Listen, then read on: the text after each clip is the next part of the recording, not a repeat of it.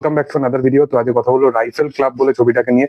এই ছবিটা রিসেন্ট টাইমে মুক্তি পেয়েছে এবং এই ছবিটা বেশ কিছু মাস আগেই এই ছবিটা সাউথে রিলিজ হয়েছিল এবং এখন কিন্তু ওটিটি প্ল্যাটফর্মে এই ছবিটা এসে গেছে। নেটফ্লিক্সে এই ছবিটা স্ট্রিম করে গেছে। তো যারা দেখোনি তারা অবশ্যই এই ছবিটা দেখতে পারো একবার।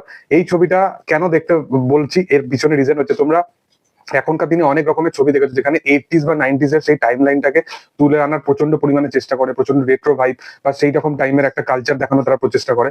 কিন্তু এই ছবিটাতে প্রপার সেরকম 80s 90s এর টাইম লাইনটাকে দেখানো হয়েছে এবং এমন ভাইবের সাথে দেখানো হয়েছে, সেটা কিন্তু ব্যাপক। এখানে প্রত্যেকটা ক্যারেক্টার এবং তাদের সেন্স অফ হিউমার এবং যেভাবে ক্যারেক্টার গুলোকে ইন্ট্রোডাকশন করা হয়েছে সেগুলো মারাত্মক। এখানে হনুমান কাইন্ডে তোমরা নাম শুনেছো, রিসেন্ট টাইমে তার বিগ ডগস বলে একটা র্যাপ সং এসেছিল এবং যেটা গ্লোবালি প্রচন্ড পরিমাণে হিট হয়। তারপরে হনুমান কাইন্ড এই ছবিটা আছে এবং আমি হনুমান কাইন্ডকে অনেকদিন ধরে ফলো করছি। তো সেই কারণবশত হনুমান কাইন্ডে যদি তোমরা এই ছবির মধ্যে সোয়াগ দেখো বা অরা দেখো, তাকে বেশি ডায়লগ দেওয়া হয়নি, কিন্তু তারপরেও তাকে এই ছবিতে দেখতে বেশ ভালো লাগে। তার যে সোয়াগ, তাকে যেভাবে রাখা হয়েছে সেগুলো দুর্দান্ত।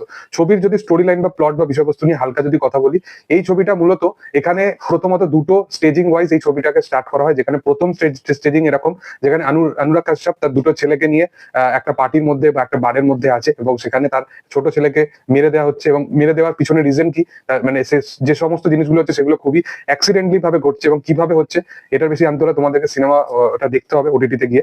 এবং আর একটা স্টেজিং যেখানে দেখানো হয় যে একটা হিরো যে তার মানে মেথড অ্যাক্টিং এর জন্য সে শিকার শিখতে যাবে এবং শিকার শিখতে সে একটা রাইফেল ক্লাবে সেই শিকারটা শিখতে যাবে এবং সেখানে তার যাদের সাথে দেখা হবে সেগুলো মারাত্মক। প্রত্যেকটা সাপোর্টিং কাস্ট থেকে শুরু করে সবাই নিজের জায়গায় ব্যাপক পারফরমেন্স দিয়েছে।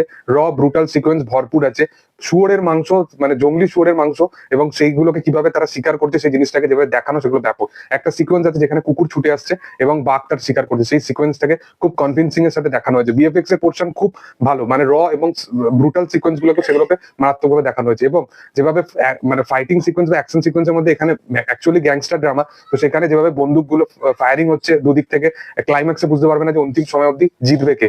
এবং একটা টাইম আছে যেখানে হনুমান কাইন্ড এন্টার করবে একটা ক্লাবের ভেতরে এবং ক্লাবের ভেতরে এন্টার করবে, সেখানে তার গ্যাংকে নিয়ে যাবে এবং সেখানে গিয়ে তারা পাল্টা যখন তাকে ভাত দেবে, সেটা মারাত্মক একটা সিকোয়েন্স। অনুরাগ কাশ্যপ এখানে ফাটিয়ে দিয়েছে। অনুরাগ কাশ্যপ রিসেন্ট টাইমে যেরকম কাজের সাথে সে অ্যাসোসিয়েট হচ্ছে এবং বিশেষতভাবে এই কাজটা কিন্তু সে দারুণ কাজ করেছে এবং ক্লাইম্যাক্সের সময় অনুরাগ কাশ্যপের দিকে গায়ে লিটারালি গুজবাম্পস দিয়ে দেবে। প্রত্যেকজন যারা 5 মিনিট 7 মিনিটেরও কাজ করেছে তারা কিন্তু ব্যাপক। প্রত্যেকটা ক্যারেক্টার কিন্তু এখানে বিশাল এবং ছবির মধ্যে কিন্তু একটা ডার্ক কমেডি আছে। মানে ছবিটা কিন্তু ওভারঅল একটা ডার্ক অ্যাপ্রোচের উপর একটা বানানো, কিন্তু থ্রিলিং বা একটা ডার্ক অ্যাপ্রোচের মধ্যে একটা বানানো কিন্তু অ্যাকশন সিনেমা নয়। ছবিটার মধ্যে ব্যাপক লেভেল একটা হিউমার আছে। তো সেই হিউমার গুলোকে দুর্দান্ত লেভেলে এখানে প্রেজেন্ট করা হয়েছে।